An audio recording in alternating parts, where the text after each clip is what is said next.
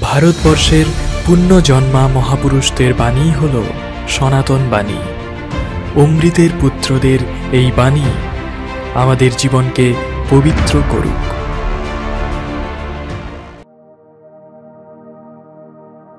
শুরু হচ্ছে স্বামী বিবেকানন্দের জ্ঞানযোগ, দ্বাদশ অধ্যায় অপরোক্ষানুভূতি, দ্বিতীয় ভাগ।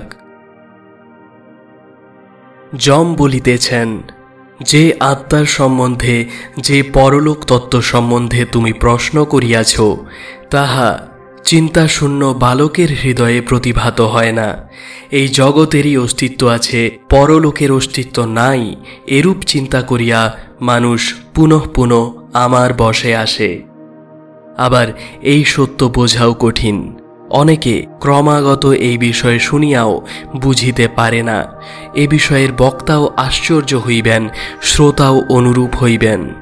গুরুর অদ্ভুত শক্তিসম্পন্ন হওয়া আবশ্যক, শিষ্যেরও তেমনি হওয়া চাই। মনকে আবার বৃথা তর্কের দ্বারা চঞ্চল করা উচিত নহে, কারণ পরমার্থ তত্ত্ব তর্কের বিষয় নহে, প্রত্যক্ষের বিষয়। আমরা বরাবর শুনিয়া আসিতেছি, প্রত্যেক ধর্মই বিশ্বাসের ওপর খুব জোর দেয়। আমরা অন্ধবিশ্বাস করিতে শিক্ষা পাইয়াছি। অবশ্য এই অন্ধবিশ্বাস যে মন্দ জিনিস, তাহাতে কোনো সংশয় নাই। কিন্তু এই অন্ধবিশ্বাস ব্যাপারটিকে একটু তলাইয়া দেখিলে বুঝিব, ইহার পশ্চাতে একটি মহান সত্য আছে। যাহারা অন্ধবিশ্বাসের কথা বলে, তাহাদের বাস্তবিক উদ্দেশ্য এই অপরোক্ষানুভূতি। আমরা এখন ইহার আলোচনা করিতেছি। মনকে বৃথা তর্কের দ্বারা চঞ্চল করিলে চলিবে না, কারণ তর্ক দ্বারা কখনো ঈশ্বর লাভ হয় না। ঈশ্বর প্রত্যক্ষের বিষয়, তর্কের বিষয় নহেন। সমুদয় যুক্তি ও তর্কই কতকগুলি অনুভূতির ওপর স্থাপিত। এইগুলি ব্যতীত তর্ক হইতেই পারে না। আমরা পূর্বে যে সকল বিষয় নিশ্চিত রূপে প্রত্যক্ষ করিয়াছি, এমন কতকগুলি বিষয়ের তুলনার প্রণালীকে যুক্তি বলে। এই সুনিশ্চিত প্রত্যক্ষ বিষয়গুলি না থাকিলে যুক্তি সম্ভব নয়। বাহ্য জগৎ সম্বন্ধে যদি ইহা সত্য হয়, তবে অন্তর্জগৎ সম্বন্ধেই বা তাহা না হইবে কেন? আমরা পুনঃ পুনঃ এই মহাভ্রমে পড়িয়া থাকি। আমরা স্বীকার করিয়া লই, বহির বিষয়ের জ্ঞান প্রত্যক্ষের ওপর নির্ভর করে। সেখানে কেহ বিশ্বাস করিয়া লইতে বলে না। বিষয় ও ইন্দ্রিয়ের সম্বন্ধ বিষয়ক নিয়মাবলী কোনো যুক্তির ওপর নির্ভর করে না। প্রত্যক্ষ অনুভূতির দ্বারাই ওইগুলি লব্ধ হয়। আবার সকল তর্কই কতকগুলি প্রত্যক্ষ অনুভূতির ওপর স্থাপিত। রসায়নবিদ কতকগুলি দ্রব্য লইলেন, তাহা হইতে আর কতকগুলি দ্রব্য উৎপন্ন হইল। ইহা একটি ঘটনা। আমরা উহা স্পষ্ট দেখি, প্রত্যক্ষ করি এবং উহাকে ভিত্তি করিয়া রসায়নের সকল বিচার করিয়া থাকি। পদার্থবিদরাও তাহাই করিয়া থাকেন। সকল বিজ্ঞান সম্বন্ধেই এইরূপ। সর্বপ্রকার জ্ঞানই কতকগুলি বিষয়ের অনুভূতির ওপর স্থাপিত। তাহাদের ওপর নির্ভর করিয়াই আমরা যুক্তি বিচার করিয়া থাকি। কিন্তু আশ্চর্যের বিষয়, অধিকাংশ লোক, বিশেষত বর্তমানকালে ভাবিয়া থাকে, ধর্মে প্রত্যক্ষ করিবার কিছু নাই। যদি ধর্ম লাভ করিতে হয়, তবে বাহিরের বৃথা তর্কের দ্বারাই তাহা লাভ করিতে হইবে। ধর্ম কিন্তু কথোপকথনের ব্যাপার নয়, প্রত্যক্ষের বিষয়ে। আমাদিগকে আমাদের আত্মার ভিতরে অন্বেষণ করিয়া দেখিতে হইবে সেখানে কি আছে। আমাদিগকে বুঝিতে হইবে, আর যাহা বুঝিব তাহা উপলব্ধি করিতে হইবে। ইহাই ধর্ম। যতই কথা বলো না কেন, তাহা দ্বারা ধর্ম লাভ হইবে না। অতএব একজন ঈশ্বর আছেন কি না, তাহা বৃথা তর্কের দ্বারা প্রমাণিত হইবার নহে, কারণ যুক্তি উভয় দিকেই সমান। কিন্তু যদি একজন ঈশ্বর থাকেন, তিনি আমাদের অন্তরে আছেন। তুমি কি কখনো তাহাকে দেখিয়াছ? ইহাই প্রশ্ন। জগতের অস্তিত্ব আছে কি না, এই প্রশ্ন এখনও মীমাংসিত হয় নাই। প্রত্যক্ষবাদ ও বিজ্ঞানবাদের তর্ক অনন্তকাল ধরিয়া চলিয়াছে। এই তর্ক চলিতেছে সত্য, কিন্তু আমরা জানি জগতও রহিয়াছে এবং চলিতেছে।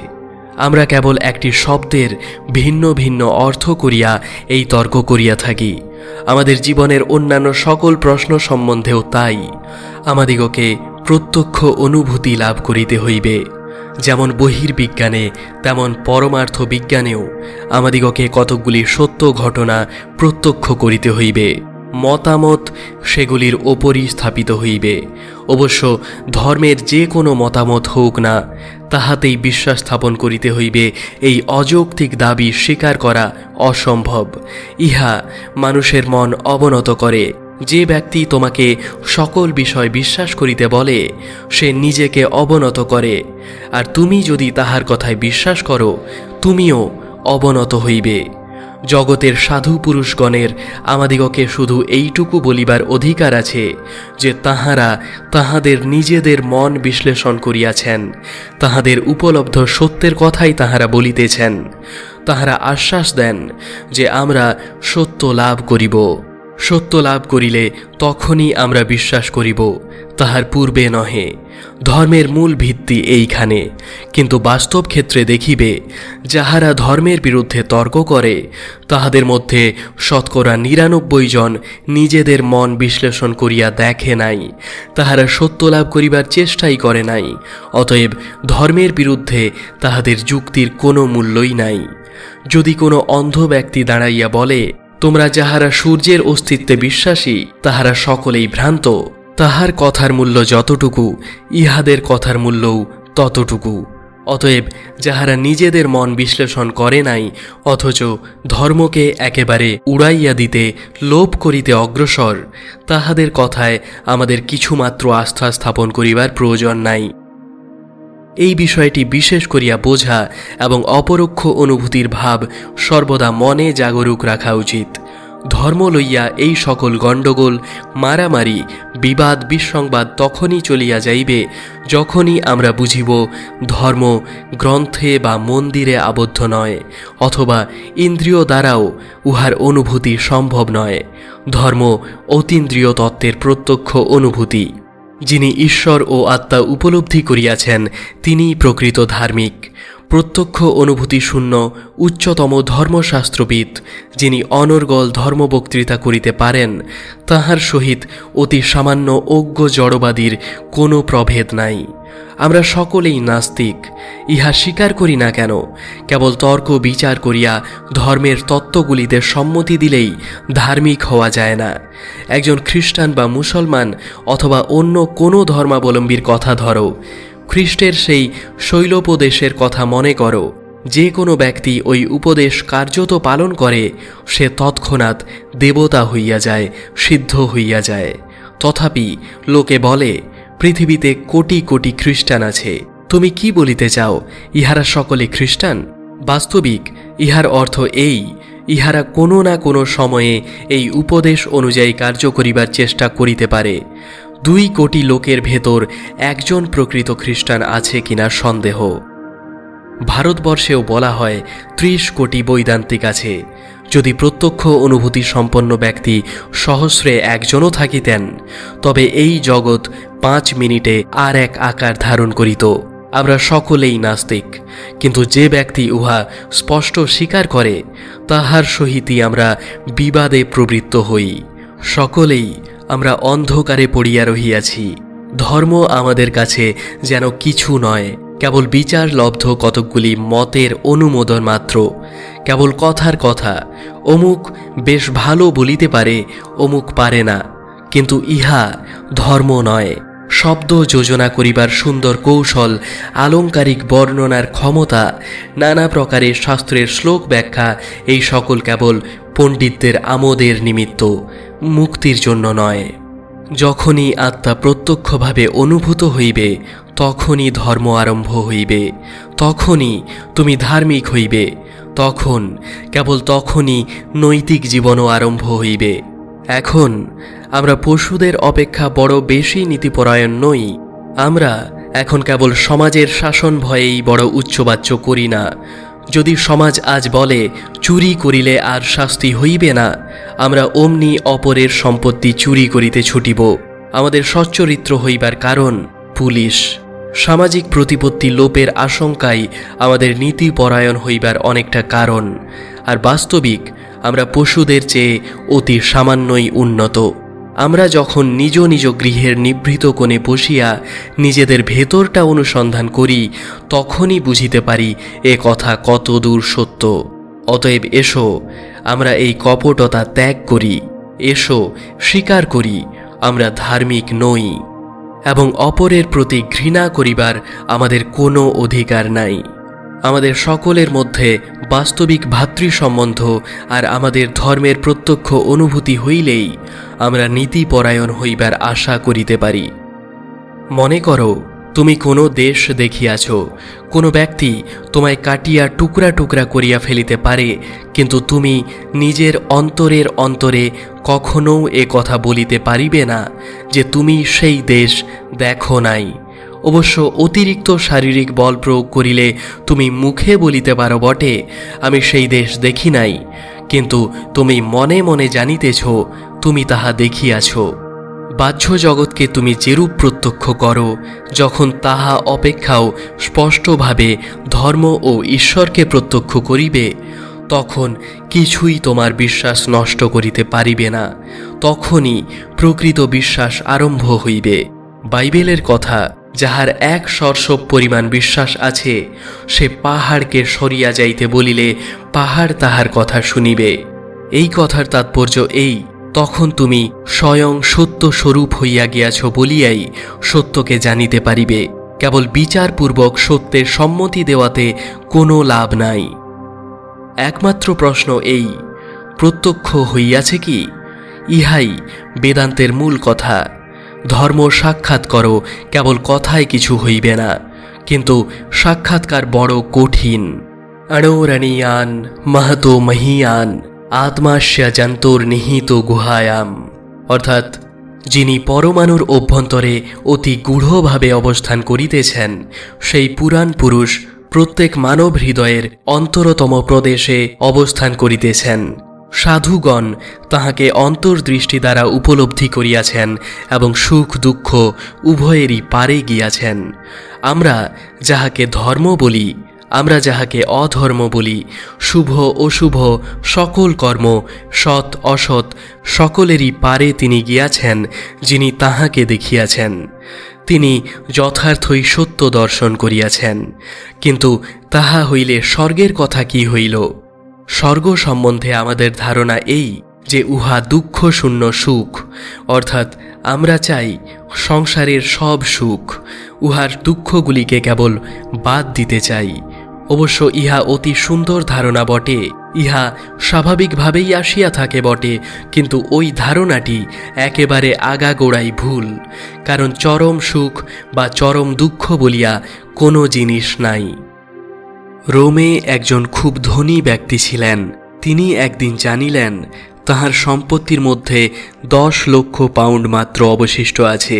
শুনিয়াই তিনি বলিলেন, তবে আমি কাল কি করব বলিয়াই আত্মহত্যা করিলেন। 10 লক্ষ পাউন্ড তাহার পক্ষে দারিদ্র, কিন্তু আমার পক্ষে নহে। উহা আমার সারা জীবনের প্রয়োজনেরও অতিরিক্ত। বাস্তবিক সুখই বা কি আর দুঃখই বা কি? উহারা ক্রমাগত বিভিন্ন রূপ ধারণ করিতেছে। আমি যখন অতি শিশু ছিলাম, তখন আমার মনে হইত কোচোয়ান হইতে পারিলে সুখের পরাকাষ্ঠা লাভ করিব। এখন তাহা মনে হয় না। এখন তুমি কোন সুখকে ধরিয়া থাকিবে, এইটি আমাদের বিশেষ করিয়া বুঝিতে চেষ্টা করা উচিত। এই কুসংস্কারই আমাদের অনেক বিলম্বে ঘোচে। প্রত্যেকের সুখের ধারণা ভিন্ন ভিন্ন। আমি একটি লোককে দেখিয়াছি, সে প্রতিদিন এক তাল আফিম না খাইলে সুখী হয় না। সে হয়তো ভাবিবে স্বর্গের মাটি সব আফিম নির্মিত, কিন্তু আমার পক্ষে সে স্বর্গ বড় সুবিধাজনক হইবে না।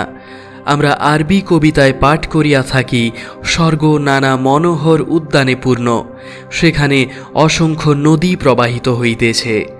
আমার জীবনে অধিকাংশ সময়ে আমি এমন এক দেশে বাস করিয়াছি যেখানে অত্যন্ত অধিক জল।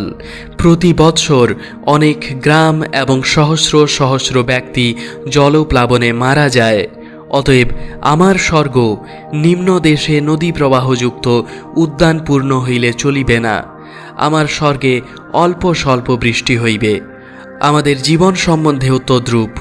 আমাদের সুখের ধারণা ক্রমাগত বদলাইতেছে।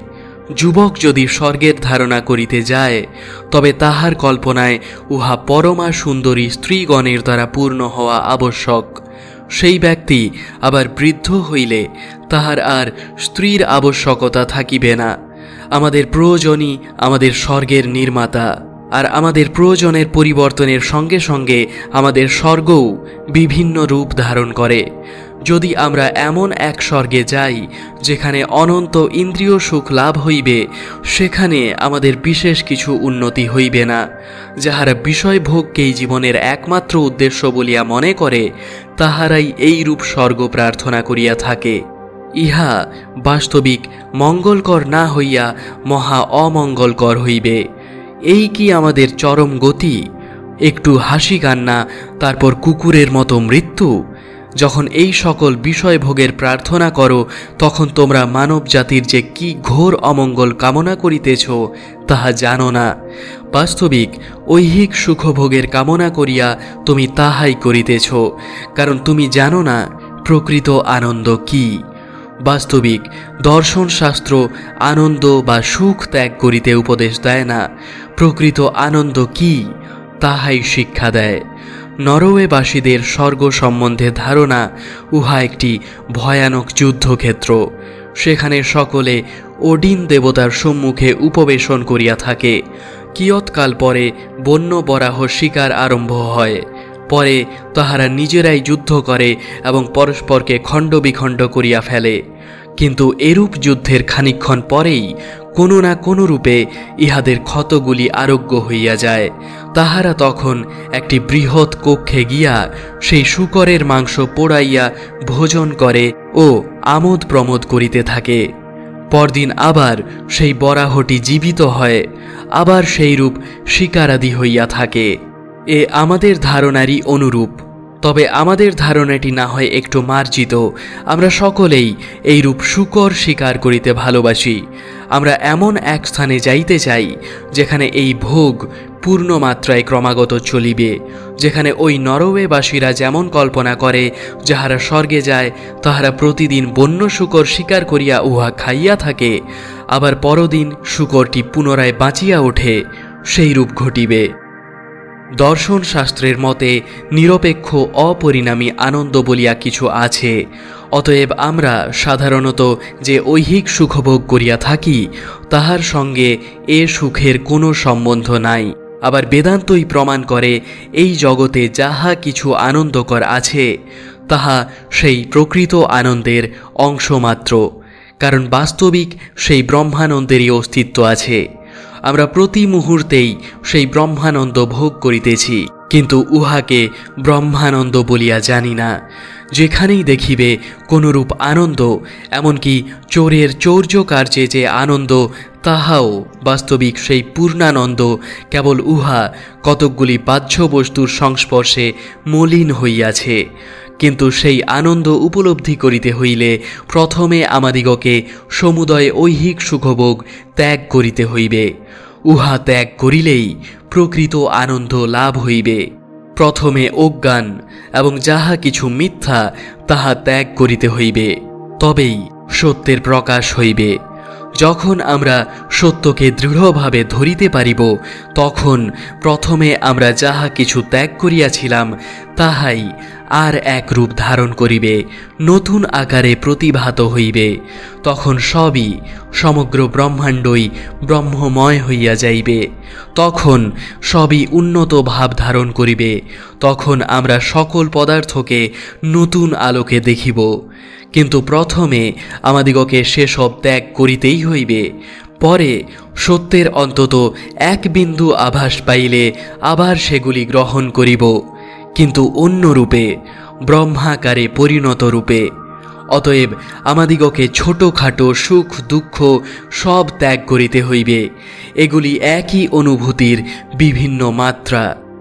বেদ সকল যাহাকে ঘোষণা করেন, সকল প্রকার তপস্যা যাহাকে পাওয়ার জন্য অনুষ্ঠিত হয়, যাহাকে লাভ করিবার জন্য লোকে ব্রহ্মচর্যের অনুষ্ঠান করে, আমি সংক্ষেপে তাহার সম্বন্ধে তোমাকে বলিব। তিনি ওম। বেদে এই ওঙ্কারের অতিশয় মহিমা ও পবিত্রতা ঘোষিত হইয়াছে। যম নচিকেতার প্রশ্নের উত্তর দিতেছেন, মানুষের মৃত্যুর পর তাহার কি অবস্থা হয়? বিপশ্চিত বা অবিলুপ্ত চৈতন্য আত্মা কখনো মরেন না, কখনো জন্মানো না। ইনি কোনো কিছু হইতে উৎপন্ন হন না। ইনি অজ, নিত্য, শাশ্বত ও পুরানো। দেহ নষ্ট হইলেও ইনি নষ্ট হন না। হন্তা যদি মনে করেন আমি কাহাকেও হনন করিতে পারি, অথবা হত ব্যক্তি যদি মনে করেন আমি হত হইলাম, তবে উভয়কেই সত্য সম্বন্ধে অনভিজ্ঞ বুঝিতে হইবে। আত্মা কাহাকেও হত্যা করেন না, অথবা নিজেও হত হন না। এ তো ভয়ানক কথা দাঁড়াইল। প্রথম শ্লোকে আত্মার বিশেষণ বিপশ্চিত শব্দটি বিশেষভাবে লক্ষ্য করো। ক্রমশ দেখিবে বেদান্তের প্রকৃত মত এই যে সমুদয় জ্ঞান, সমুদয় পবিত্রতা প্রথম হইতেই আত্মায় অবস্থিত। কোথাও হয়তো উহার বেশি প্রকাশ, কোথাও বা কম প্রকাশ, এইমাত্র প্রভেদ। মানুষের সহিত মানুষের অথবা এই ব্রহ্মাণ্ডের যে কোনো বস্তুর পার্থক্য প্রকারগত নয়, পরিমাণগত।